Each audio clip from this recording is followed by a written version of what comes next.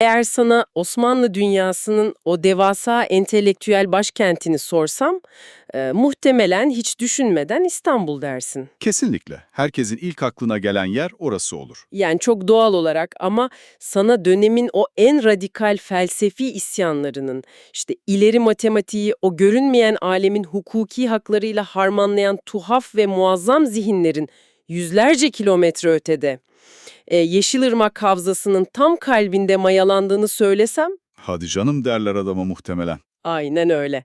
Ama bugün seninle yapacağımız bu derinlemesine incelemede haritadaki rastgele bir noktaya falan gitmiyoruz. Kılıçlarla değil de daha çok kalemlerle ve fikirlerle inşa edilmiş bir şehrin, Tokat'ın o gizli, mistik aklına doğru yola çıkıyoruz. Coğrafya kaderdir deriz hep hani. Ancak bizim incelediğimiz bu devasa edebi metin yığını bize açıkçası bambaşka bir gerçeği fısıldıyor. Kaderi yeniden yazmak gibi bir şey bu. Aynen, bazı şehirler o kaderin sınırlarını kendi ürettikleri kelimelerle baştan aşağıya yeniden çizerler. 17. yüzyıl gezginlerinin notlarına falan baktığımızda, Tokat sadece ticaretin değil, felsefi hoşgörünün de merkezi olarak karşımıza çıkıyor. O gezginlerin tasvirleri çok acayip gerçekten. Çok, etrafı böyle şırıl şırıl akan sularla, bağlar ve bahçelerle çevrili, insanların derya gönüllü, kin ve hileden uzak olduğu, yani yeryüzü cenneti gibi bir yer tasvir ediliyor. Evet, o gezginleri okuyunca gözümüzde hemen çok zengin, fiziksel bolluk içinde bir şehir canlanıyor. Fakat metinlerin derinlerine indikçe o estetik mimarinin, o bahçelerin aslında orada yeşeren çok daha karmaşık bir zihnin yansıması olduğunu anlıyoruz. Kesinlikle sadece taştan ve topraktan ibaret değil o güzellik. Değil yani bu şehir boşuna alimler konağı ya da yardım edilen şehir anlamına gelen o Darın Nusret ünvanlarını almamış. Bizim de amacımız tam olarak bu ruhun nasıl dokunduğunu anlamak. Hem de isimlere boğulmadan, Aynen. Osmanlı'nın klasik döneminden alıp Cahit Külebi'nin modern Türk şiirine uzanan o yolda, o tasavvufi isyanların, o çetin doğa çelişkilerinin bir şehrin kimliğini nasıl tek bir organizma gibi yarattığını konuşacağız. Üstelik seni öyle kuru tarihlere veya dipnotlara falan hiç boğmadan. çünkü asıl mesele kimin hangi tarihte yaşadığı değil aslında. O toprağa hangi felsefi mekanizmayı kurduğu bence. Kesinlikle. Pekala, hadi bunu biraz açalım o zaman. Bir şehrin ruhu gökten düşmüyor sonuçta. Bu entelektüel zeminin mimarlarına klasik döneme inelim. O felsefi mekanizmayı anlamak için İbn Kemal gibi muazzam bir zekaya bakmamız şart. İncelediğimiz belgeler onu öyle sıradan bir tarihçi ya da din adamı olarak konumlandırmıyor yani. Evet, çok tuhaf bir ünvanı var onun kaynaklarda. Müftüs Sekeleyn, yani insanların ve cinlerin müftüsü. Dur bak, bu kavramı biraz açalım. İnsanların ve cinlerin müftüsü. İlk duyduğunda kulağa sadece fantastik bir Orta Doğu masalı öğesi gibi falan geliyor. Yüzüklerin Efendisi karakteri gibi sanki. Aynen öyle. Ama bunun epistemolojik olarak ne kadar büyük bir paradigma kayması olduğunu düşünsene. Bu adam sadece vergiler, işte arazi anlaşmazlıkları ya da miras davaları üzerinde fetva vermiyor. Görünmeyen aleminde hukukunu yazıyor. Kesinlikle. Metafiziksel dünyanın, o elle tutulmayan evrenin hukuki çerçevesini çiziyor.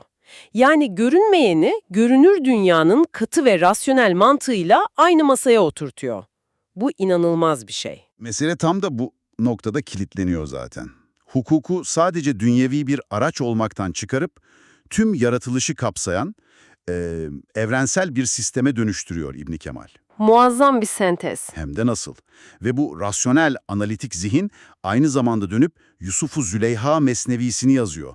Aşkın, tutkunun ve o insan ruhunun en kırılgan hallerini büyük bir estetikle edebiyata döküyor. Yani fıkhın o katı kurallarıyla insanın en kontrol edilemez duygusu olan aşkı aynı potada eritebiliyor. Evet, rasyonel olanla duygusal olan birbirinin düşmanı değil o dönemde. Birbirinin tamamlayıcısı olarak görülüyor. Tokat Havzası'ndaki esneklik tam olarak bu. Ve bu entelektüel zemin, Fatih Sultan Mehmet dönemi dimağlarından Molla Hüsrev ve özellikle de Molla Lütfi'ye geldiğimizde çok daha, nasıl desem, keskin bir hal alıyor. O dönemin parlayan yıldızları onlar. Aynen, metinlerde Molla Lütfi'nin felsefe ve matematiği kullanarak dönemin dogmatizmine karşı inanılmaz bir eleştirel mizah geliştirdiği anlatılıyor. Matematik ve mizahın birleşimi çok acayip değil mi? Harika bir silah. İşte işin gerçekten ilginçleştiği yer burası bence. Hem matematik gibi katı rasyonel bilimlerle uğraşıp hem mistik bir aurayı beslemek hem de bunu mizahla yapmak nasıl mümkün olabiliyor? Bir matematikçi dönemin o sarsılmaz dini dogmalarını nasıl çürütebilir mizahla? Burada büyüleyici olan şey şu: matematiği bir düşünme aracı olarak kullandığınızda her şeyin bir ispatı olması gerektiğini savunursunuz haliyle. Bir içsel tutarlılık ararsınız. Kesinlikle. Molla Lütfi de o çevresindeki din adamlarının sorgulamadan kabul ettiği ritüellerin mantıksal boşluklarını matematiksel bir kesinlikle yakalıyordu. Bunu yaparken de ağır bir dil yerine sivri ve alaycı bir üslup benimsiyordu. Halka ulaşmak için sanırım. Kutsal sayılan ama temeli olmayan uygulamaların ne kadar absürt olduğunu kitlelere göstermenin en etkili yolu onları gülünç duruma düşürmektir aslında. Zekice bir taktik ama maalesef trajik bir bedeli oluyor. Evet, hayatıyla ödüyor bu sorgulayıcı mizahının bedeline. Yine de onun bıraktığı bu mirası o dogmatik düzene atılmış felsefi bir çizik olarak görüyorum ben. Tokat Aydın'ın biat etmeyen karakterinin temelleri burada atılıyor. Büyüsü de orada zaten. Hani modern zihnimiz bilimi bir odaya, tasavvufu başka bir odaya kilitler ya, bunların asla konuşmadığını düşünürüz. Ama orada bu bir norm halinde. Bu iki alanın birbirini beslemesi dönemin doğasında var. Yani bilim, evrenin nasıl işlediğini açıklarken tasavvuf o düzenin neden var olduğuna cevap arıyordu. Aynı merceğin iki farklı yüzü gibi düşün. Molla Lütfi'nin matematiği bilmesi dogmaları daha net görmesini sağladı. Rasyonelite olmadan kurulan mistisizm kör bir inançtan öteye gidemez çünkü. Peki medreselerin yüksek entelektüel duvarlarından taşan bu birikim sokaklara, Anadolu köylerinin o tozlu yollarına indiğinde ne oluyor? Orada devasa bir sosyolojik kırılma başlıyor. Aynen, Kadızabililer ve Sivasiler çatışması çıkıyor karşımıza. Belgeler Zile doğumlu Abdülmecit Sivasi'nin dini sadece yasaklardan ibaret gören o fanatik dogmatizme karşı nasıl felsefi bir kalkan oluşturduğunu anlatıyor. O çatışma sıradan bir münazara falan değil. Tam anlamıyla varoluşsal bir toplum mühendisliği savaşıydı bu. Şekilci otorite, siyah ve beyazdan oluşan sığ bir dünya dayatıyordu topluma. Müzik yasak, kahve yasak, her şey yasak. Ve Abdülmecit Sivasi buna karşı çıkıyor. Evet, o tasavvufun hoşgörülü felsefesini kullanarak bu katı rejime karşı entelektüel bir kalkan inşa etti. Argümanları o kadar sağlamdı ki bu felsefi derinlik onu İstanbul'da Sultanahmet Camii'nin ilk vaizi olmaya kadar taşıdı.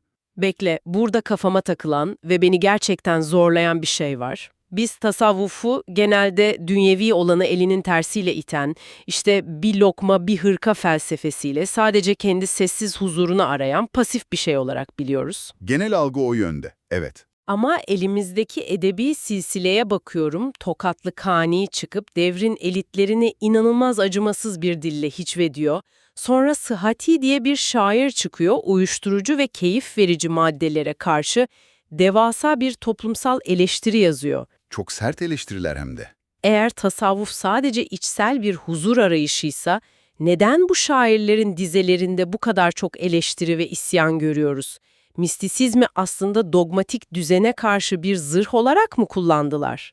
Bunu büyük resimle birleştirirsek bu şairlerin gerçek mistisizmi nasıl yaşadıklarını anlarız. Kul Himmet'in o meşhur ölmeden önce ölmek felsefesini düşün. Bu bedensel bir yok oluş değil, egonun ve statü kaygısının tamamen silinmesidir. Şimdi düşün, kendi içindeki hırsı öldürmüş birini neyle tehdit edebilirsin? Kariyerini bitirmekle mi? Zaten bunların hiçbirini umursamıyor ki adam. Kaybedecek dünyevi hiçbir şeyi kalmamış yani. İşte o arınmışlık onlara sarsılmaz bir korkusuzluk veriyor. Korkunun bittiği yerde o sarsıcı özgürlük başlar. Dış dünyadaki sahteliklere karşı geliştirdikleri bir entelektüel bağışıklık sistemidir bu. Sıhhati'nin maddeleri eleştirmesi ve bundandır. Mistisizm uyuşmayı değil, mutlak bir berraklığı hedefler. Uyuşmak gerçeklikten kaçmaktır sonuçta. Kesinlikle. Hakikati arayan zihin, acı gerçeklerle en ayık haliyle yüzleşmek zorundadır. Yani mistisizm bir kaçış değil, gerçeğe tutulan merceğin ta kendisi. Ve bence bu bağışıklık sistemini, sistemin açıklarını bulmayı en çok kadın ozanların hikayelerinde görüyoruz. O kısım gerçekten büyüleyiciydi okurken. Kadın aşıkların geleneğe girişi çok zekice kurgulanmış. İnanılmaz bir arka kapı bırakmışlar. Modern tabirle bir hackleme durumu var. Kaynaklarda Nevruz Bacı gibi kadın aşıkların rüyalarında pirlerin elinden bade içip uyandıklarında ellerine sazı aldıkları anlatılıyor. Rüya motifi orada çok kritik bir araç. Evet, sadece kulağa hoş gelen bir masal değil bu. Bir kadın o ataerkil toplumda çıkıp diyor ki, ben sesimi duyurma gücümü sizin dünyevi kurularınızdan değil, doğrudan rüyamda manevi alemden aldım. Kurumsal otoriteyi tamamen bypass etmektir bu. Erkek egemen hiyerarşiyi, rüya yoluyla gelen bu yetkiye itiraz edemezdi haliyle. Rüyalar o dönemde kimsenin sansürleyemeyeceği tek özerk alandı. Müthiş bir dokunulmazlık alanı yaratıyorlar kendilerine. Aynen öyle. Bu sayede kadın şairler geleneğin sert kalıplarını demokratikleştiriyorlar bir nevi. Zaten Erzurumlu Emrah'tan Tokatlı Nuriye devredilen o meşale sadece erkekler arasında el değiştirmiyor. Ve bu yerel ses o kadar güçlü ki, Tokatlı Gedai gibi şairler aracılığıyla o bozkırdan çıkıp İstanbul saraylarına kadar sızmayı başarıyor. Şiir sadece romantik bir duygu değil, net bir sivil itaatsizlik haline geliyor. Aslında kul himmet, o her ne ararsan kendinde ara derken bugünün insanına bile o anksiyeteyi çözecek şifreyi fısıldıyor. İnsanın o onaylanma ihtiyacı yüzyıllar geçse de değişmiyor, sadece dekor değişiyor aslında. Dekor değişiyor dedin, bak burası önemli. Peki imparatorluk çöküp de yeni bir dönem başladığında bu varoluşsal kriz ne oluyor? Kurumlar yıkılınca o rüyalardaki bade kuruyor mu? Ortada bir yok oluş yok, kesinlikle felsefi bir evrim var sadece. Modern zamanlara, suyun ve toprağın felsefesine, Cahit Külebi dönemine doğru yaklaştığımızda bu edebi mirasın yepyeni bir forma büründüğünü görüyoruz zaten. Klasik dönemin o göğe bakan süslü dili kayboluyor, yerine Anadolu'nun o sarsıcı, çorak, filtresiz gerçekliği geliyor. Küsilebi sonuçta Zile'de doğup büyümüş biri. Onun hikaye şiirini bilirsin. Benim doğduğum köylerde ceviz ağaçları yoktu, kuzey rüzgarları eserdi diyor. Bak dinleyiciye şunu net göstermemiz lazım. Bu dizeler sadece hava durumundan bahsetmiyor. Kesinlikle bir bitki örtüsü tasviri değil o. Değil. Yani doğanın o kısıtlılığı insanın iç dünyasındaki yoksunluklarla nasıl birebir örtüşür onu anlatıyor. Çevre, insanın sadece yaşadığı bir manzara olmaktan çıkıp ruhsal kaderine dönüşüyor resmen. Doğanın psikoloji üzerindeki bu etkisi, o coğrafi yalıtılmışlığın modern bir varoluşçuluğa dönüşmesidir aslında. Ceviz ağacının olmaması, sığınılacak bir güvenin eksikliğidir. Kuzey rüzgarları da sürekli mücadele etme zorunluluğunu temsil eder. Peki tüm bu metinleri tararken bulduğumuz asıl beyin yakan o detay neydi biliyor musun? Deniz metaforu? Evet. Hayatını tozlu Tokat yollarında geçirmiş, ufuk çizgisini hep dağların kestiği bu adamın şiirlerinde en çok kullandığı kelime deniz. Adamın zihni sürekli denizle meşgul. Nasıl oluyor bu? Bu çok önemli bir soruyu gündeme getiriyor. Varlık mı hayal gücünü daha çok besler, yokluk mu? Psikolojideki yoksunluk teorisi bunu mükemmel açıklıyor. Yani bir şey ne kadar yoksa zihinde o kadar var oluyor galiba. Aynen öyle. Sahil kasabasında doğan biri için deniz sadece bir su kütlesidir. Fiziksel bir gerçektir. Ama etrafı dağlarla çevrili Bozkır'da yaşayan biri için deniz o sınırları aşma arzusunun, mutlak özgürlüğün kusursuz felsefi metaforudur. İnsanoğlu elinin altında olanı değil, ulaşılamaz olanı idealize eder. Yani hayatında denizi belki de hiç görmemiş bir bozkır insanı, o sonsuzluk hasretini sahilde büyümüş birinden çok daha şiddetli anlatabilir diyorsun. Çünkü denizin kimyasal yapısını değil, denizin temsil ettiği o sonsuzluk açlığını yazar. İbn Kemal'in labirentlerde aradığı denge neyse, modern çağda Külebi'nin Bozkır'dan bakıp hayalini kurduğu deniz de tam olarak odur. Şekil değişiyor ama özündeki o sınırlardan kurtulma telaşı hep aynı kalıyor. İnanılmaz bir süreklilik bu. Dil değişiyor, yüzyıllar geçiyor ama felsefi damar hiçbir zaman kurumuyor. Hatta kaynakların son kısımlarında bu edebi çemberin fiziksel dünyada o kadar kusursuz kapandığını görüyoruz ki. O defin hikayesi çok şiirseldir gerçekten. Evet, Cahit Külebi vefatından yıllar sonra kendi vasiyeti üzerine Ankara'dan alınıyor ve Niksa'ya defnediliyor. Ve kime komşu oluyor? Yüzyıllar önce yaşamış, hayranı olduğu o büyük klasik halk ozanı Erzurumlu Emrah'a. Ayrı çağların, bambaşka dillerin ama aynı felsefi kökün iki temsilcisi aynı toprakta buluşuyor. Modernitenin o yalnızlığıyla klasik dönemin mistisizmi, o toprağın altında sonsuz bir sohbete dalıyor sanki. O şehrin metafiziksel altyapısı böyle örülüyor işte. Sen hani şu an yürürken, araba kullanırken bizi dinleyen sevgili dostum, bu felsefi yolculuğu sadece eski bir tarih sayfası gibi düşünmeni istemiyorum. Şehirleri betonlarla, gökdelenlerle inşa ettiklerini sanırlar. Halbuki o şehri ayakta tutan şey oranın düşünce yapısıdır. Aynen, bir coğrafyayı alelade bir kara parçası olmaktan çıkarıp kutsal bir yurt haline getiren şey o toprağın üzerinde üretilmiş kelimelerdir. İbni Kemal'in mantığı, Kul Himmet'in egoyu yıkan isyanı, Külebi'nin o ceviz ağaçları olmasaydı o şehir haritada sadece cansız bir nokta olurdu. Şehirlerin taşıyıcı kolonları çelikten değil, cümlelerin ağırlığından yapılır. Ne kadar doğru bir laf. Şimdi senden ufak bir ricam var. Bugün dışarı çıktığında yaşadığın şehri bir de bu gözle incele. O plazaları, asfalt yolları falan zihninden bir anlığına tamamen sil.